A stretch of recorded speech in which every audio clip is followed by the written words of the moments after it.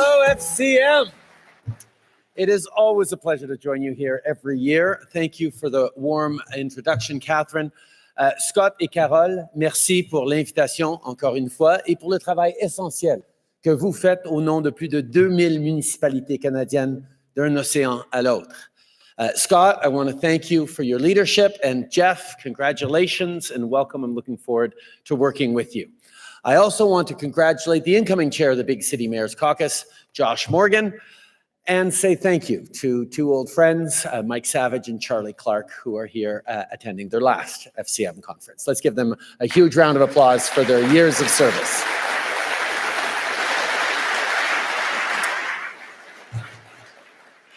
Now, the first time I addressed this conference was 11 years ago. Now, much has changed since 2013, but there's a reason I keep coming back every single year. It's because I know that thousands of municipal leaders across Canada are on the front lines of delivering for Canadians day in and day out. Our government recognizes that, and we'll keep working with you to be there as partners. Over the years, we've accomplished a lot together. We've invested in projects like the REM in Montreal, in a new indoor aquatic facility in Regina, and in active transportation infrastructure in Courtenay, British Columbia, to name a very few examples. On a aussi financé le Fonds municipal vert de la FCM, qui a lancé ce lundi une nouvelle initiative de 530 millions de dollars pour aider les municipalités à s'adapter aux conséquences des changements climatiques. And here in Calgary, we stepped up years ago with funding for the Green Line LRT project, and just this week, the BMO Centre expansion opened with the financial support of our government. But as you all well know, there's so much more work to be done on homelessness, climate change, pour l'infrastructure, pour le transport en commun. We are building a stronger future for Canadians, but as you know, that only works if we do it together. And nowhere is that truer than on housing. For too many Canadians, buying a home or finding an affordable place to rent is out of reach. That's why we took action and launched the most ambitious housing plan in Canadian history, a plan that'll unlock almost 4 million homes in less than a decade. And a key component of this plan is the Housing Accelerator Fund. In September of last year, we signed our first agreement with Josh Morgan in London, Ontario, and just 9 months later, we have reached 179 agreements with municipalities across Canada, including one of those covering the whole province of Quebec.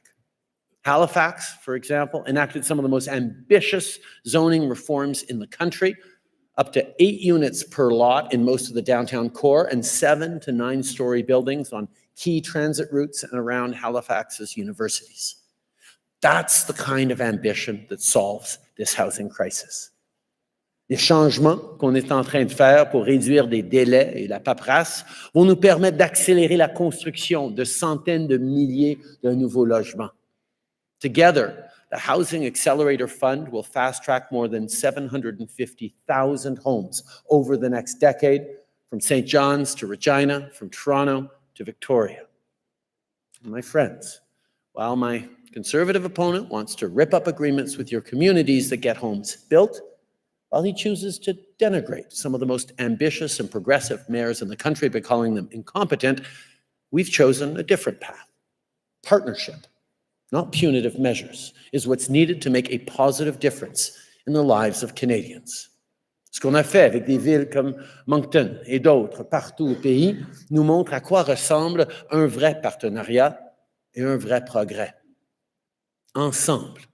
C'est comme ça qu'on va s'attaquer à la crise du logement.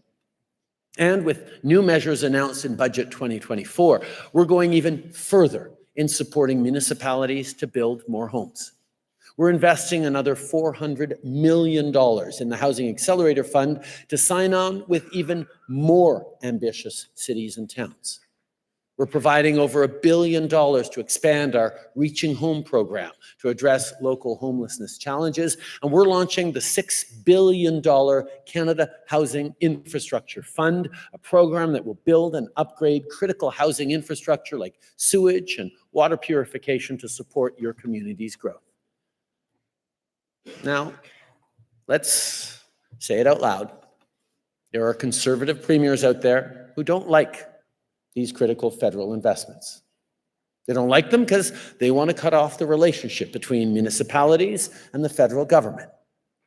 They want to prevent you from taking bold action. They want to sit on their hands while young Canadians plead to have the same access afforded to every generation that came before them. But let me be clear.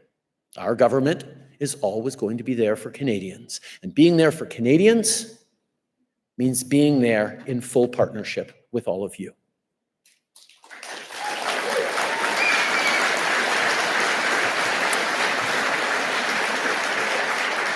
My friends, we are living in challenging times, and in challenging times, Canadians need each and every one of you to continue pushing further.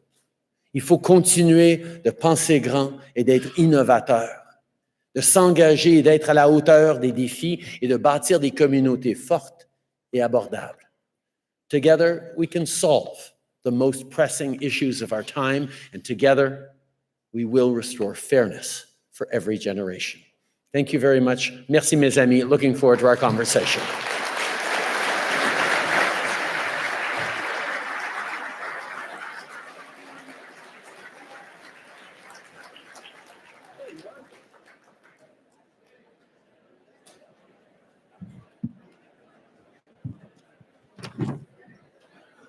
Big crowd. How's everybody doing?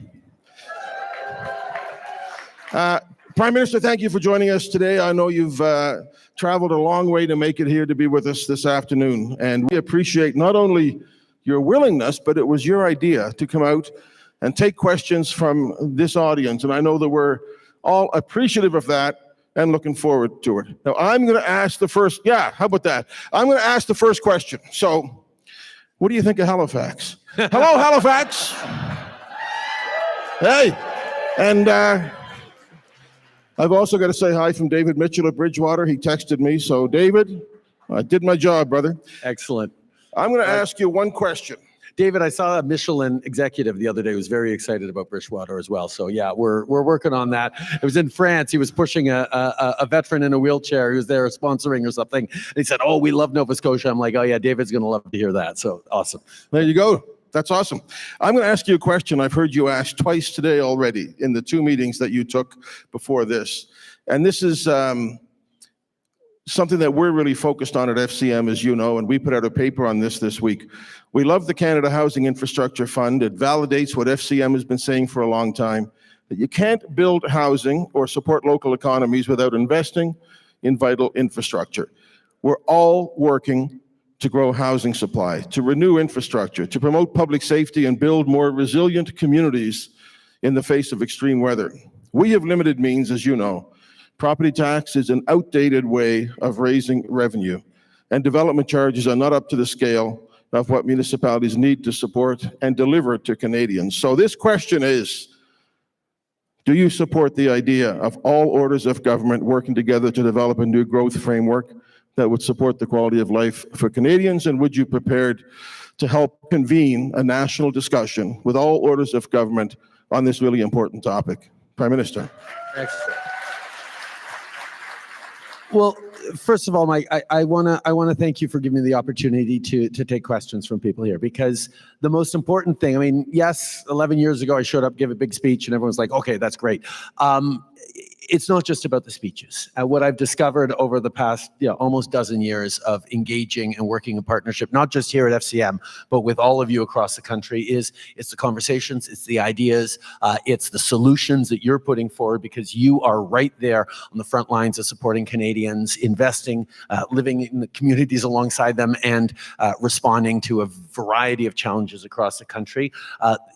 The municipal order of government is unbelievably important in building a stronger Canada. So I am so glad to be here to hear from all of you and talk with all of you, as I did through 2 sessions and now a third big public session where there's about 90 people at the mic. So I'm going to try and be very quick in my answers. Yes, I support the idea of a municipal growth framework. There's no question about it. But I've been supporting this idea for 10 years now.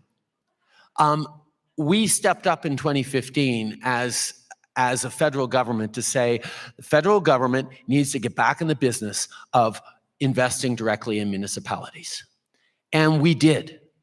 We not just continued with now the Canada Community Building Fund, the former gas tax transfers up to $2.4 billion a year. But we've invested massively in infrastructure, whether it's public transit or other municipal infrastructures. We're showing up with billions on municipal housing programs. We're stepping up on things like daycare that has a direct impact on you. But we're doing an awful lot of things as we step up. And a lot of what we're trying to do is make sure that the provinces step up as well as we show up. But we've all seen that there are certain provinces that are actually pulling back, saying, oh, if the federal government's stepping up, well, then we don't have to spend as much on municipalities. And what our plan is to be additive, because we know we needed more investment in municipalities. So yes, as a federal government, we will always be there to look for doing more, to try and invest more, to make sure that you're able to deliver the services that Canadians rely on. Because what's the proportions? You deliver 90% of the services on 20% of the revenue or something like that.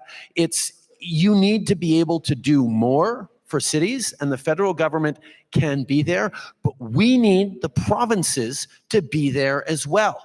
I mean, right here in Alberta, the provincial government has decided that no, not only do they not want the federal government to be investing in their municipalities, it should be illegal for the federal government to invest in their municipalities. It's not like they're planning on replacing that lost revenue from the federal government. That'd be an entirely different story. That's going in the wrong direction. So I'm happy to talk with you and to continue fighting for better funding formulas for municipalities. But we have to make sure that the provinces are there at the table. No matter how much we try to work around it, municipalities are creations and a responsibility of the provinces according to our constitution. And I hear the request for this, and we need some more operational funding, we need some more infrastructure. We'll try and help in all sorts of ways we can. But the provinces have to be stepping up more, and that's what we're going to work together on to make sure that the provinces are there, taking on their responsibility for all the growth and all the citizens of their provinces that you directly serve and create every single day. Thank you very much. Thank you, Prime Minister. We're going to open the floor to the Q&A. As with every Q&A, we want to remind you that there's a limit of 90 seconds for the questions. We have, the Prime Minister has extended his time with us to 5:35 Calgary time. So be respectful. We're not going to get to everybody that wants to speak to you, but we're going to get to as many as we possibly can. And reminder, as you know, Prime Minister, this is the order of government where we treat people with respect and openness. And well, I don't need to say that, but we are going to be strict in the time frame. All right, mic number one, you got the floor. First out of the gate. Wow, okay. Good afternoon. My name's Mayor Fred Moda from the municipality of Red Lake in northwestern Ontario, and glad you're here this afternoon and accepting the question. My question is, a little preamble first. The municipality of Red Lake is a strong economic resource hub in northwestern Ontario with a population of close to 5,000 people, and we're growing. Our community is expanding with new mining opportunities, and through your budget, the Barons River Bridge project, connecting over 12,000 First Nations people to our community. That being said, we have continuously been denied for federal funding for our critical infrastructure needs, which concludes 2 rejections from the GICB program, and most recently, the Housing Accelerator Fund. In fact, no community in Saskatchewan, Manitoba, or Ontario was approved for the Housing Accelerator funding program under the small, rural, and northern stream, except for one near Thunder Bay and Marathon, wasn't it? It was Marathon, yeah. So my question is, when are you and your ministries going to address, help, and support the needs of our small, rural, and northern communities?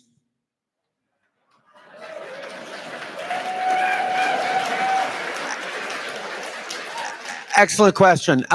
We have stepped up with a lot of programs for small municipalities, and that's part of why when we put $4 billion towards the Housing Accelerator Fund, we signed with a lot of smaller communities, but there were many communities that we ran out of money for, which is why in the most recent budget, we added another $400 million, and we're going to be making sure that we're coming and knocking on your door. You know what we're asking of you, to be as ambitious as possible in how you're going to change the way they're building housing in communities, because the Housing Accelerator Fund is all about that. It's about encouraging people to change the way they build housing, to change zoning, to change densification rules, to use public land differently. This is the pressure that we're putting on the entire system across the country. And if you're showing up with ambition, we'll show up with money to sign a deal. Thank you very much. Thank you very much. Number 2. Hello.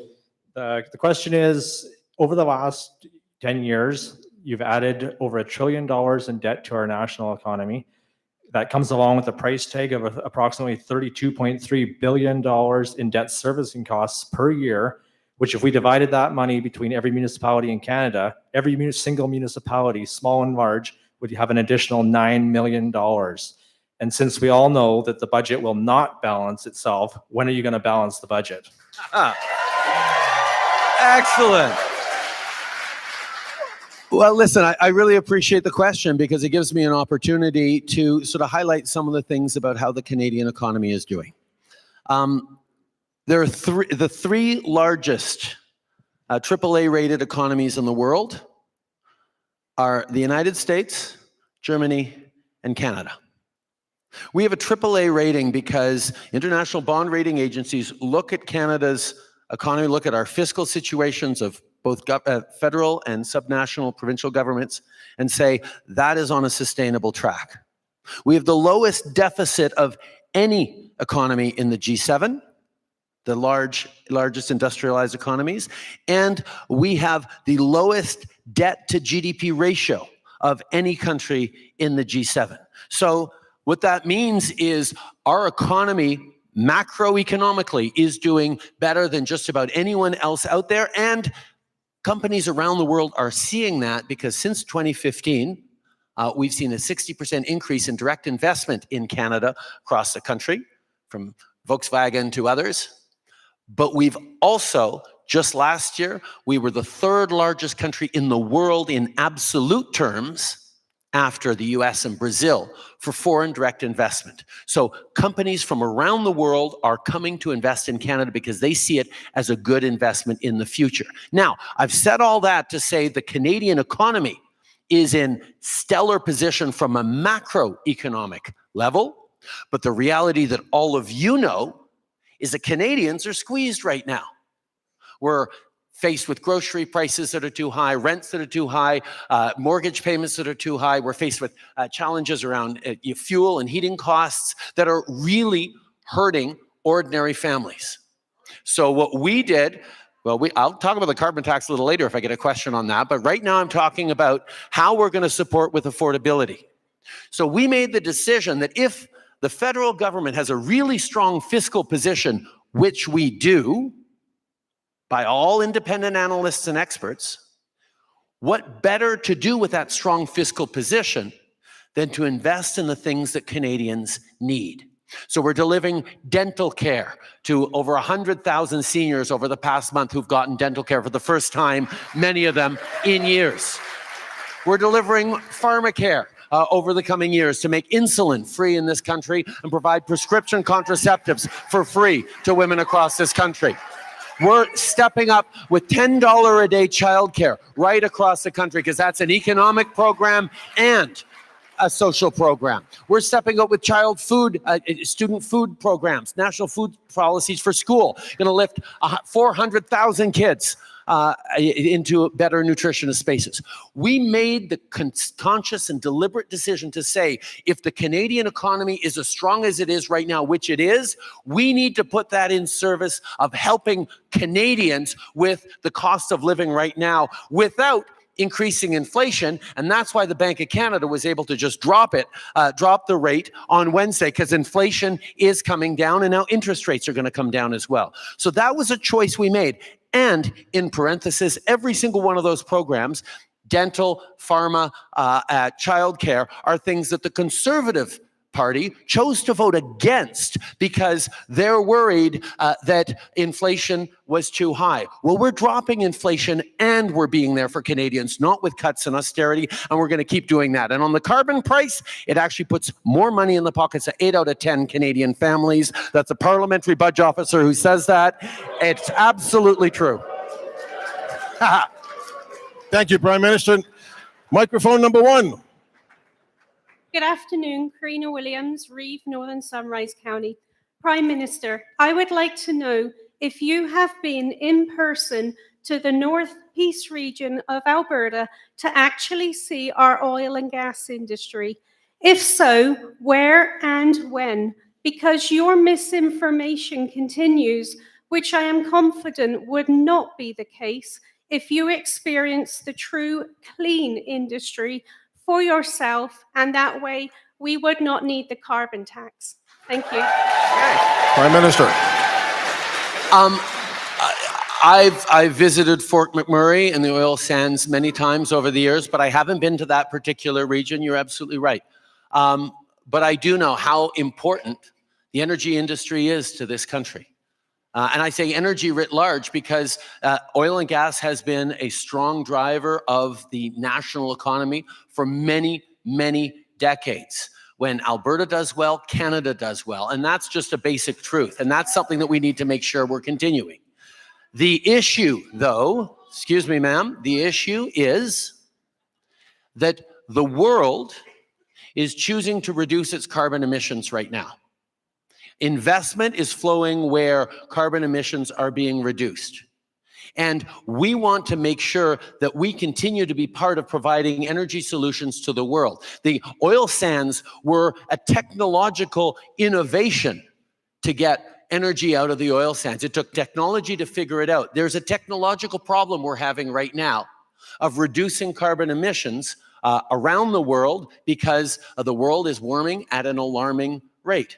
We need to respond to the challenges of climate change. And quite frankly, we need to make sure that the energy industry in Alberta is not just able to reduce its emissions, but able to innovate so there are more good jobs for Albertan energy workers for decades to come, even as the world becomes less reliant on oil and gas. That is the situation we're facing right now. It's not me who's decided that the world is changing the way we consume energy. That's happening. And if Alberta and Canada are going to be part of that transformation and indeed benefit from continuing to provide energy to the world, we have to continue to invest in transforming and reducing our emissions while we continue to provide energy to the world. And the price on pollution, the carbon tax, is an important part of that. It has been designed so that 8 out of 10 families get more money back every year from that price on pollution than it actually costs them. That's the core math of it. It's a way of driving down our emissions while we prepare for a stronger economy of the future. And I know Albertans want to protect our environment for future generations like all Canadians do. And that's what we're going to continue to do together. Thank you very much. Number 2. Thank you very much. It's Dorothy McCabe from the City of Waterloo. Thank you for being here and taking our questions. Really appreciate the opportunity. A couple of things just on going to use my preamble. We need continued investment in higher order transit, but we also, we're a urban municipality, but we need transit, and our property tax system simply can't afford to connect to help our rural communities connect to us, to build the GO train services we need, to build the second stage of our ION. We need federal support for that. But my question is around, I'm glad you mentioned housing and homelessness. We know that communities across Canada are struggling. In 2021, you had, in a health mandate letter, you had indicated that there would be a commitment to ongoing permanent funding through for mental health through the Healthcare Act. And I'm just wondering, We need the support. We know that people who are on our street with lived experience, municipalities are trying to pick up the load. We need support, particularly for people with mental health and addictions. Are you committed to bringing forward that support that from 2021? Thank you so much. No, thank you very much. First of all, thank you for mentioning the need to continue invested in public transit. That's why we're creating a $3 billion ongoing permanent public transit fund, so municipalities large and small can plan for the future over the coming years and decades, which we know matters when you're talking about public transit investments. Around mental health and mental health as healthcare and addiction support, in last year's $200 billion worth of health investments for the provinces over the next 10 years, we made a specific investment in mental health as one of those core priorities. One of the challenges we faced as a government is in 2015, we announced $5 billion for mental health funding. And when we signed deals with the provinces a year or two after that, we flowed $5 billion worth of mental health funding, and we heard from folks on the ground that that didn't get to the mental health programs. It certainly was invested in priority areas for each province across the mental health, across the healthcare system, but didn't necessarily target mental health. So one of the things we did this time when we negotiated mental health accords, health accords with the provinces, is we're putting in requirements around data, around rigorous, comparable, transparent data collection that will allow comparison within a province, but also across provinces on outcomes, including for mental health, time of accessing mental health services, the kinds of services people get. It's an investment that we hope, because we can't tie direct strings to healthcare funding because provinces deliver healthcare in different ways across the country, but we can make sure that through proper disaggregated, rigorously collected and compared data, we can share outcomes with Canadians so they can see where that money is going, where those investments are actually making a difference. And those investments will be, we hope, transformative as provinces step up to deliver better mental health care for Canadians right across the country. Thank you for your question. Thank you, Prime Minister. Number one. Hello, Prime Minister. Thanks for being here. My name is Lindsay Koch. I'm a councillor in the city of Kenora in northwestern Ontario. For decades, the people of Grassy Narrows have dealt with the ongoing impacts of colonialism and poisoning of their water from a paper mill, dumping mercury into the English Wabigoon River system. A flourishing community that lived and thrived off water and fish systems has faced neurological and community poisoning by mercury. Despite meager attempts, remediation has never been adequately addressed. Today, chemicals are still being dumped into the water, further exacerbating the mercury in the ecosystem. Despite the promise by the federal Liberals to address clean water across the country, Grassy Narrows remains on a boil water advisory today, with research showing a link between poisoning and high youth suicide rates. How do you think a First Nation community like Grassy Narrows is impacted when their elders die early due to mercury poisoning and their youth die by suicide due to mercury poisoning? And what are the government's plans to not only prevent these tragedies, but also to hold companies accountable for their environmental harms and help the people of Grassy today? Thank you. No, thank you.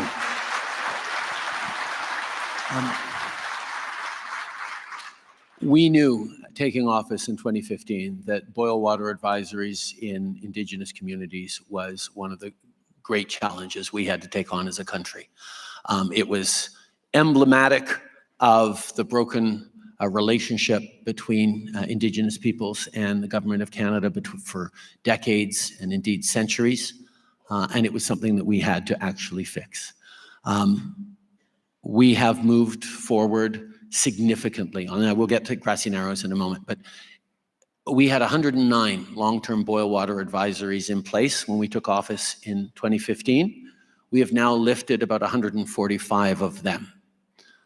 We have prevented about 200 short-term boil water advisories from becoming long-term boil water advisories, and there are now only about 35 or 40 communities across the country that still have, Indigenous communities that have boil water advisories. That's 35 or 40 too many still, but every single one of them has a plan, a project manager, and the funding associated to end them. So we are going to end all those boil water advisories right across the country in Indigenous communities. Around Grassy Narrows, it's a particularly egregious and challenging situation that is heartbreaking. Speaking with kids and elders from there, hearing their stories is just gut-wrenching. That's why the federal government is working with the community and will continue to work with the community to clean, to protect, and to move forward. It is not an easy situation, as everyone can imagine, but it is something that we are continuing to work on, and we will continue to be there. Thank you. Thank you. Folks, we're probably going to have only time for 2 more questions, I'm thinking. I'll go to mic number 2. Thank you. Tansei, hello, Mr. Prime Minister. The question is in relation to the one you just heard. First, I'd like to acknowledge what a privilege it is that I get to speak with you today. I am Tony Head, a city councillor from Prince Albert, Saskatchewan. That is a job the residents of Prince Albert selected me for the past 4 years, a job I humbly accepted, and I hope I get entrusted with it again. But here, with you, I want to address something more close to my heart, something that is a part of my heart. I want to say I'm a proud Indigenous man and a member of Lac La Ronge Indian Band. I arrived here in this beautiful city on the eve of a terrifying water main break. I was happy to see the quick and comprehensive response, but it also brought me much sadness. I was reminded of my friends living on reserves in Saskatchewan, my family in Manitoba, who can't turn on their taps and pour themselves a glass of water, ever. I know adults who have never been able to pour themselves a glass of water from the tap in their own home. Here in Calgary and in my home in Prince Albert and in many non-Indigenous communities in Canada, really, having clean water in every kitchen and bathroom is considered necessary. In very many Indigenous communities, for very many of my friends and family, it's nothing short of a luxury. My question to you is this: why is this okay? In this beautiful, wealthy, developed, free country, why is it okay for my people to go without water? And I know that work is being done, but I also know that it's being done at the speed of molasses. It's not considered an emergency, not like the water main break in here in Calgary. Tansei, thank you. Thank you for that. Like I said, it's not acceptable. And that is why we made the commitment to end the boil water advisories and why we have ended so many of them and why we are going to be ending all of them. It is an issue that has many different aspects to it that we're dealing with entirely. You can't just plonk down a new water treatment plant. It involves training up people so the local community can actually continue to run it. It means ongoing investments. It means a sustainable long-term future. And these are the investments we're making to lift boil water advisories and keep them lifted for decades to come. It's not going as fast as anyone would like, but it is unacceptable. And I thank you for bringing that forward. Thank you. Thank you. Why don't we try to squeeze 2 questions and you can answer them together at the end? Is that okay? So we'll do number 1 and number 2 back to back, and then we'll have the Prime Minister respond. Number 1. Sure. I will make my preamble short. First of all, I'm going to make it long. Prime Minister, I've been elected for 14 years and you have showed up at FCM every year I've been here, and I appreciate that. You care about municipalities. So I'm an Albertan. I'm a mayor in Alberta, City of St. Albert, and I've heard my premier talk about Bill 18, which is a problem between the federal government and the provincial government, and she says we need to be at the table. I heard your minister, Sean Fraser, this morning talk about the table. My simple question for you is: can you put a tablecloth on the table, put knives and forks and wine glasses, and get your ministry? We need a federal ministry of municipal affairs, for one. But we need every provincial minister of municipal affairs, and we need the presidents of associations, which I'm a past president, at the table. I'm asking you, it's June 7th. I want on June 8th an invite to the table. That's simple. Get it done. Thank you very much. We'll go to number 2, and then the Prime Minister will respond to both. Honorable Prime Minister, thank you for being here. My name is Jimmy Hassan. I'm from Kingston City Councillor. My question is different than my colleagues have been asking it.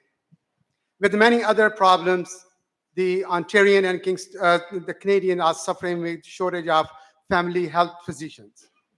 in my city only, 28,000 people, seniors, children, women, has no doctor. And we are not near to even think that we're going to have a doctor soon and we're going to deal with this issue as a municipality. Knowing this is not a municipality issue, it's not a federal issue.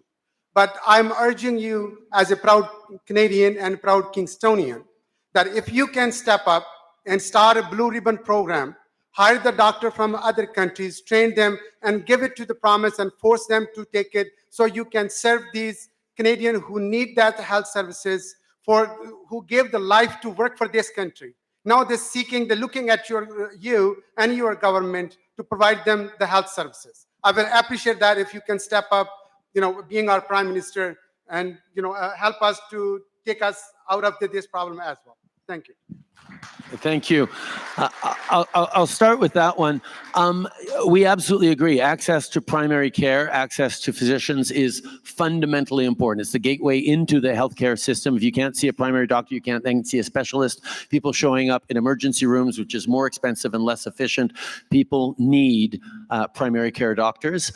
That is why that was a core element of the $200 billion worth of investments that we announced last year in agreements with the provinces over the next 10 years.